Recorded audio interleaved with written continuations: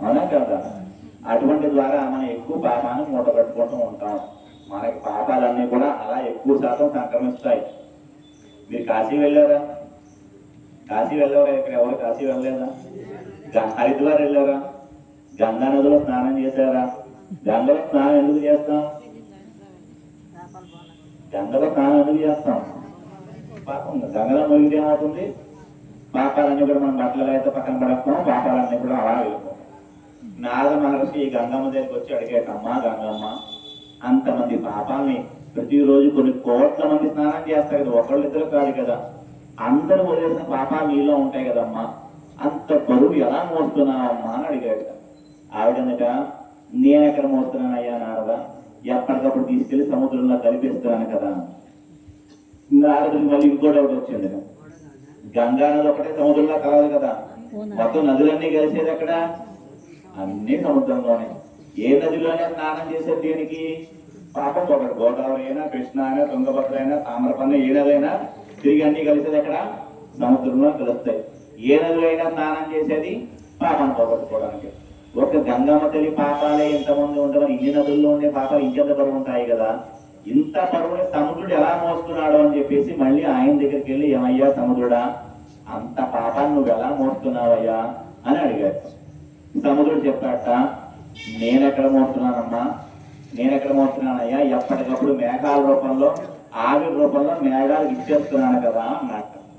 ఓహో, అందుకనే కావచ్చు మేఘాలని నల్లగా ఉంటాయని చెప్పి నారదుడు మళ్ళీ మేఘాల దగ్గరికి వెళ్ళి, ఏమయ్యా మేఘాలారా, అంత పాపాన్ని మీరు ఎలా మోస్తున్నారు అని అడిగాడు. పిచ్చివాడ, నేనెక్కడ మోస్తున్నాయి, ఎప్పటికప్పుడు మళ్ళీ వర్షం రూపంలో మీ మీద కురిపించేస్తున్నాను కదా అని మేఘాలు అన్నాయి. ఇప్పుడు మనం వదిలేసిన పాపాలన్నీ ఎక్కడికి వస్తున్నాయి? గంగలోకి వెళ్ళి మునిగితే పాపం పోతుంది, మళ్ళీ వదిలేసిన పాపం ఎక్కడికి వస్తుంది? వర్షాలు ఎక్కడ పడుతున్నాయి? భూమి మీద. భూమి మీద ఉండేది ఎవరు? మళ్ళీ మనమే. అంటే మనం చేసిన పాపం తిరిగి మళ్ళీ రొటేషన్ సైకిల్ చక్రం లాగా మళ్ళీ తిరిగి మన మీదకే వస్తాం. మరి ఇప్పుడు గంగలో స్నానం చేస్తే పాపం పోతుందా? ఇప్పుడు కొత్త డౌట్ వస్తుంది, ఇప్పుడు స్నానం చేయాలని నిజంగా డౌట్ వస్తుంది ఇప్పుడు. అవునా? అంటే సారాంశం, పాపం పోతుంది అంటే సారాంశం ఏంటంటే, ఈ రోజుదాకా శుభ్రంగా ఇష్టం వచ్చిన పాపాలు చేసి ఆనీని చంపేసి మళ్ళీ గంగలో మునిగితే రిఫ్రెష్, నా పాపాలన్నీ పోయి మళ్ళీ కొత్తగా పాపాలు మొదలు పెట్టచ్చు అని సారాంశం కాదు. గంగా విష్ణు పాదోద్భవి గంగా అంటారంటే స్వామి యొక్క పాదాల నుంచి ఉద్భవించింది గంగమ్మ తల్లి. అంత పవిత్రమైన గంగమ్మ స్పర్శ చేతనైనా సరే మన మనసులు మారతాయేమో అని చెప్పి పెద్దవాళ్ళు గంగా స్నానం చేయండి అని చెప్తారంట. గంగమ్మ తల్లి పవిత్ర చేత కూడా మన మనసు మారుతుందంటే అంత గొప్పవాళ్ళం మనం అందరం కూడా. ఆవిడ కూడా మనల్ని పవిత్రం చేయలేకపోతుంది అంటే మనం ఎంత గొప్పవాళ్ళం. అవునా కదా? ఎందుకోసం చేయలేకపోతుంది? మనకి మనసులో మన గురించి కంటే కూడా పక్కాల గురించి ఆశ ఎక్కువ, మనకి పక్కాల గురించి వ్యాపకాలు ఎక్కువ మనకి. అందుకోసమనే ఈ గంగా స్నానాలు, నదీ జపాలు, తపాలు, పూజలు, యజ్ఞాలు, హోమాలు ఎందుకోసం అంటే పాపాలు పోగొట్టుకోవడం అంటే దాని సారాంశం అవి చేసుకుని పాపం పోతుందని కాదు, మన మనసులో ఎవరిని తిట్టుకోకుండా ఉండగలగాలి, ఎవరి మీద కూడా అసూయ ద్వేషాలు రాకుండా ఉండగలగాలి. అలా ఉండాలంటే ఏం చేయాలి? మనసు పవిత్రంగా ఫస్ట్ ప్రశాంతంగా ఉండాలి. మనసు పవిత్రంగా ఉంటే మనకి ఎవరి మీద ఏ దృష్టి ఉండదు. అలా మనసుని పవిత్రం చేసేటువంటి యొక్క సాధనమే మంత్రము. ఆ మంత్ర జపం, ఈ నదీ స్నానాలు కూడా మనసుని పవిత్రం చేయాలి, శరీరాన్ని కాదు. ఎందుకోసం చేయాలి నదీ స్నానాలు, గంగా స్నానాలు? ఎందుకోసము? మన మనసుని పవిత్రంగా చేసుకోవడం కోసం. మనసు పవిత్రంగా ఉంటే ఎవరి మీద మనకు అసూయ రాదు, ద్వేషం రాదు, ఎవరిని తిట్టుకోము, ఏమీ చెయ్యము. అలా ఉన్నప్పుడు మనకి ఏ పాపం కూడా మనకి అంటుకోదు. అందుకే మన పెద్దలు ఏం చెప్తారు, ఏం పని చేసినా సరే కృష్ణార్పణమస్తు అనుకుంటూ చెయ్యాలి. అప్పుడు దాని యొక్క చెడు అంతా కూడా భగవంతుడు స్వీకరించి దాని యొక్క మంచి ఫలితాన్ని అంతా కూడా మనకి అందిస్తాడు. నిజంగా మనం ఏదైనా పని చేసామనుకోండి, ఆ పని వల్ల మంచి క్రెడిట్ వచ్చిందనుకోండి, అంతా నేనే చేశాను, నా వల్లే జరిగింది, నేను లేకపోతే అంతా అవడానికి.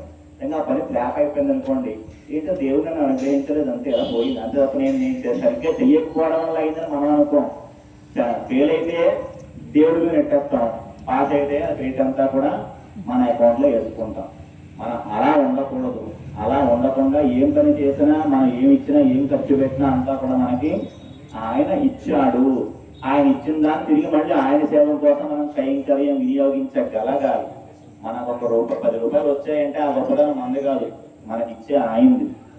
ఆయన ₹10లో ₹1 తిరిగి మళ్ళీ మనం ఆయనకి ఖర్చు పెట్టగలగాలి. మనకు ఆ పూర్వజన్మ యోగ్యత ఉండాలి. అటువంటివన్నీ కలగడం కోసమే ఈ కళ్యాణాలు, యజ్ఞాలు, హోమాలు, జపాలు, తపాలు, స్నానాలు ఏం చేసినా మనసుని పవిత్రం చేసుకోవడం కోసమే అన్నమాట. అలా చేసుకునే కార్యక్రమంలోనే మనం మన రుక్మిణీ సత్యభామ సమేత వేణుగోపాల స్వామి వారి యొక్క కళ్యాణ మహోత్సవాన్ని ఇప్పుడు మనం చేసుకుంటున్నాం. చేయించుకుంటాడు మన చేత స్వామి. ఎందుకోసం? మనం చేసుకున్న గత జన్మతాలు పాపాలన్నీ కూడా కనీసం ఆ పని చేయండిరా, ఈ పని చేయండిరా అంటే మనం ఎలాగో పూజలు, పునస్కారాలు, తపాలు, యజ్ఞాలు, తపాలు చేయలేం. కాబట్టి కనీసం నా కళ్యాణాన్ని వీక్షించండి, చూడండి, కన్నుగా చూసి స్వామి యొక్క నా ప్రసాదాన్ని తీసుకున్నా కనీసం మీ పాపం అంతా కూడా ప్రక్షాళన అయ్యి మనసు పవిత్రంగా మీకు మారుతుంది అని చెప్పి భగవంతుడి కళ్యాణం ఎందుకు చేయించుకుంటారంటే మనందరి కోసం, మనం చేసిన పాపాలు వదిలించి మనం ఆయన దగ్గర చేర్చుకోవడానికి, మనకి అనుగ్రహం ఇవ్వడం కోసం ఆయన చేసుకుంటాడు ఏం చేసుకున్నా కార్యక్రమం. అలా చేసుకునే కార్యక్రమంలోనే భాగంగా స్వామికి ప్రదాకా మన యజ్ఞోపేతం, ఆ రక్షాధారణ కార్యక్రమం చేసుకున్నాము. ఇప్పుడు ఆ వివాహం చేయడానికి మరి చక్కగా అమ్మాయిని అబ్బాయిని చూసిన తర్వాత వాళ్ళ గోత్రం ఏమిటి, వాళ్ళ వంశం ఏమిటి అని అడుగుతాం కదా. పెళ్లికి వెళ్తే ఏం చెక్ చేస్తామని అందరం కూడా.